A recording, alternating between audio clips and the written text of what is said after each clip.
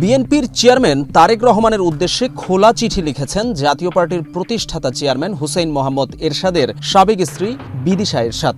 হঠাৎ করে তারেক রহমানকে কেন চিঠি লিখলেন তিনি, কি লিখেছেন এই চিঠিতে, এই নিয়ে সাধারণ মানুষের বেশ আগ্রহ তৈরি হয়েছে। যদিও এই চিঠি বিদিশা তার নিজের ফেসবুক আইডিতে পোস্ট করেছেন। খোলা চিঠিতে বিদিশা তারেক রহমানের নির্বাচনী প্রচারণায় প্রতিশ্রুতি নিয়ে লিখেছেন, আপনি আজ বাংলাদেশের লক্ষ লক্ষ মানুষের প্রতিনিধিত্ব করছেন। করোনা বা যে কোনো ভাইরাসের এগেইনস্টে ফাইট মানি ব্যাকট্রলের লেফট রাইট এবং অনেক নাগরিকের কাছে আশার প্রতীক হয়ে উঠেছেন। বিশেষ করে তরুণ প্রজন্ম আপনাকে একজন আধুনিক ও ভবিষ্যৎমুখী নেতা হিসেবে দেখতে চায়। তারা বিশ্বাস করতে চায় যে আপনার নেতৃত্বে বাংলাদেশ আরও প্রযুক্তি নির্ভর, অন্তর্ভুক্তিমূলক এবং অগ্রসর রাষ্ট্রে পরিণত হতে পারে। প্রতিশ্রুতির বিপরীতে প্রশ্ন রেখে চিঠিতে বিদিশা এরশাদ লিখেছেন, নির্বাচনকে সামনে রেখে আপনি বিভিন্ন সমাবেশে বিএনপির পক্ষ থেকে গুরুত্বপূর্ণ প্রতিশ্রুতি দিয়েছেন। বিশেষ করে স্কুল, কলেজ, বিশ্ববিদ্যালয়, বিমানবন্দর, বাস স্ট্যান্ড ও রেল স্টেশনে বিনামূল্যে ইন্টারনেট এবং পরবর্তীতে ঘরে ঘরে ফ্রি ইন্টারনেট নিশ্চিত করার কথা বলেছেন।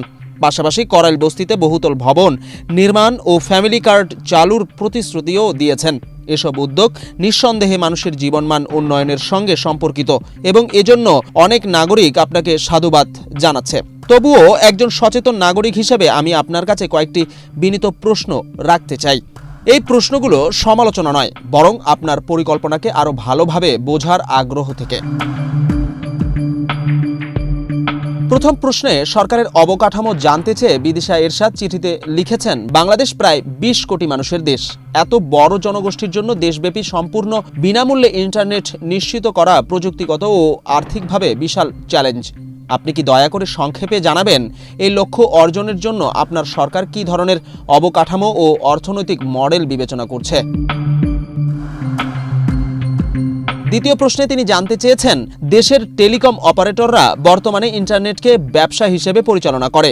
এই প্রেক্ষাপটে সরকার কিভাবে তাদের সঙ্গে সমন্বয় করবে সেটা জানার জন্য নাগরিকদের কৌতূহল রয়েছে।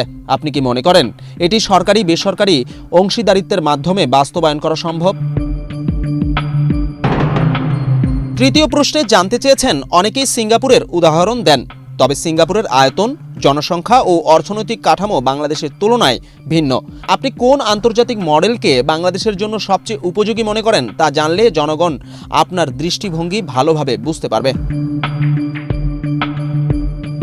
প্রতিশ্রুতির বিপরীতে বিদিশা এরশাদ খোলা চিঠিতে তারেক রহমানের উদ্দেশ্যে কিছু বিষয় বিবেচনার আহ্বান জানিয়ে লিখেছেন, বিনীতভাবে কিছু বাস্তবসম্মত সম্ভাবনা তুলে ধরতে চাই। যদি আপনি উপযুক্ত মনে করেন এগুলো বিবেচনা করতে পারেন। সারা দেশে পাবলিক ফ্রি ওয়াইফাই জোন সম্প্রসারণ, নিম্ন আয়ের পরিবারের জন্য স্বল্প মূল্যে দ্রুত ইন্টারনেট, গ্রামাঞ্চলে শক্তিশালী নেটওয়ার্ক বিস্তার, শিক্ষার্থীদের জন্য বিশেষ ইন্টারনেট সুবিধা।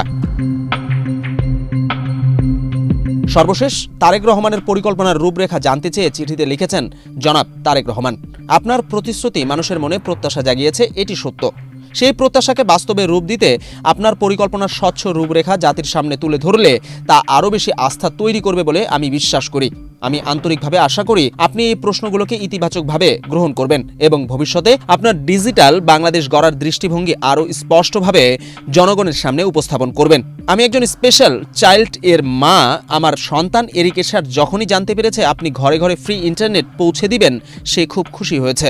যদিও তার প্রয়োজন নেই, কারণ তার লেখাপড়া, গান বাজনা সবকিছু ইন্টারনেট নির্ভরশীল।